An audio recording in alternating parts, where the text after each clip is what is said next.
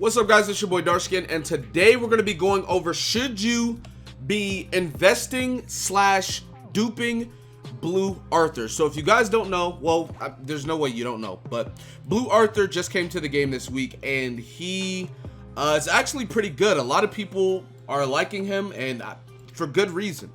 If we look at, just some of the stuff that he does, number one, his first card does good damage, 240, 360, and then on his rank 3, it's on his rank 3, it's 500% damage, and he stuns, and he also cancels stances. So all really good things that he brings to the table. And then his second card is basically the same attack card as Red Gother, where he AoEs, and at rank 2 and 3 he attack steals. Really good. Now obviously he has the same ultimate as Red Arthur, double crit chance, 560 damage. The only difference is his passive. On his passive, he gets increased crit damage for every ult gauge orb, and then at once it's maxed, it doubles. So he gets he basically gets 100% crit damage on his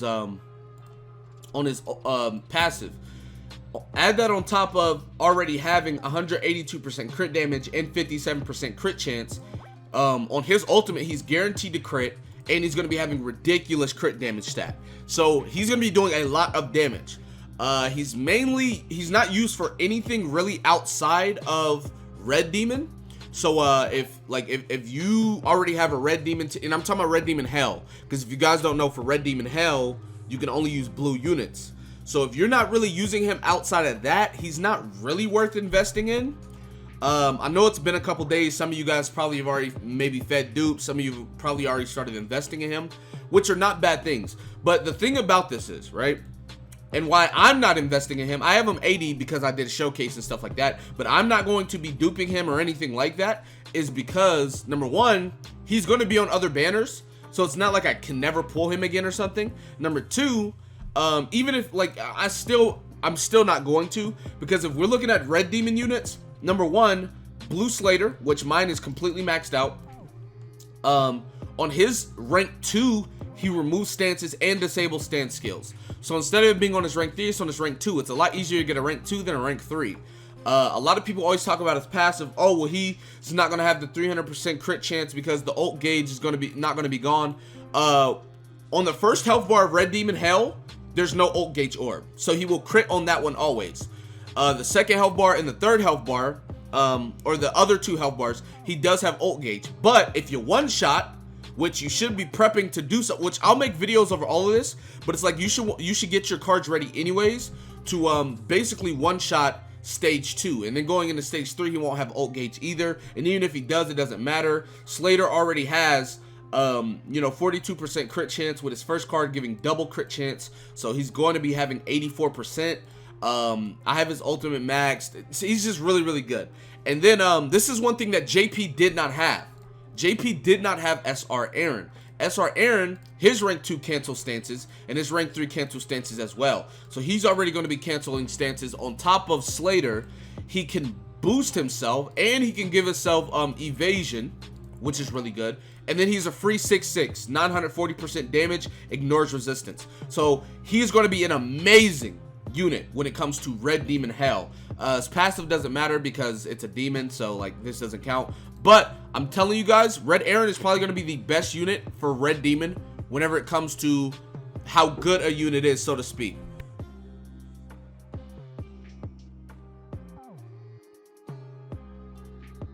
Yeah, my bad. But anyways, so yeah, just Aaron's going to be super amazing, super amazing.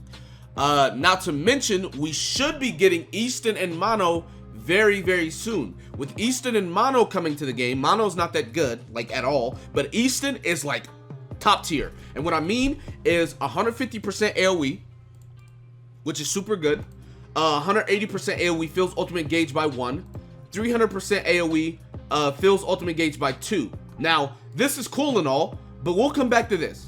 Her second card increases attack-related stats of allies by 15% for 2 turns, 20% for 2 turns, and 30% for 2 turns. So, talking about Slater. Slater only having 42% crit chance doesn't matter if she boosts that by 15%. So now from 42%, it becomes what? 57%, which is really nice. Now, keep in mind, you're probably going to be running Blue Jericho, who's also giving 10%. So now it's 57% becomes 67%.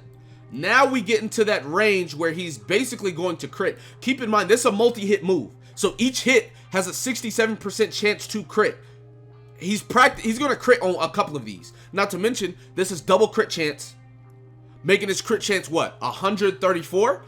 134% crit chance. He's guaranteed to crit on this one, no matter what. So he, like, a lot of people think that his passive, he has to have it. He does not need his passive to make it work. You could easily go into his weapons. I'm sure he probably has a weapon or two that doesn't have crit chance. Crit chance 1%, 1%. This has 2%.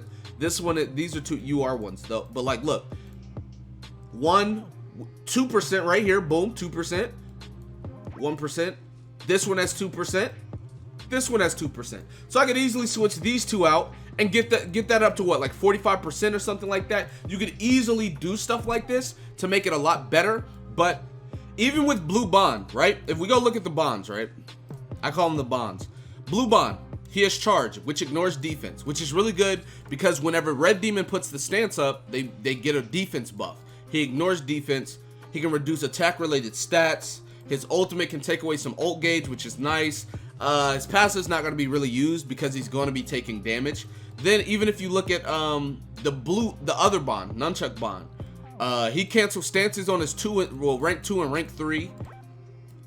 Decreases defense-related stats, extorts. Like, I feel like there's just so many units that are going to be out that are going to be a lot better than, you know, Arthur, or just more accessible, I guess, because Slater's on every single banner. Slater's in the gold coin shop, not that hard to get.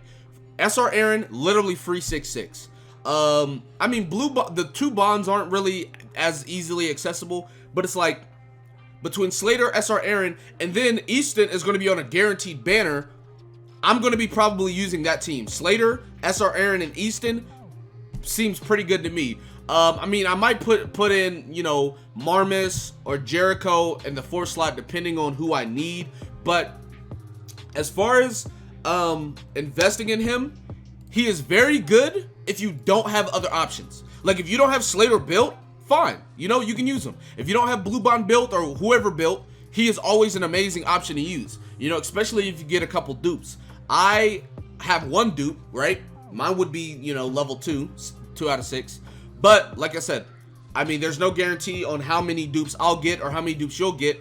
He will go into the normal banner pools after this, so keep that in mind. But as far as what you should be doing or what you need to do, you don't need to invest in him at all if you already have people that you are going to be using. So keep that in mind. But anyways, that's about it for this video. Be sure to give it a like, subscribe to the channel if you're new, comment down below, tell me what you guys think in the comment section. With that being said, I'll see you guys next time. Peace.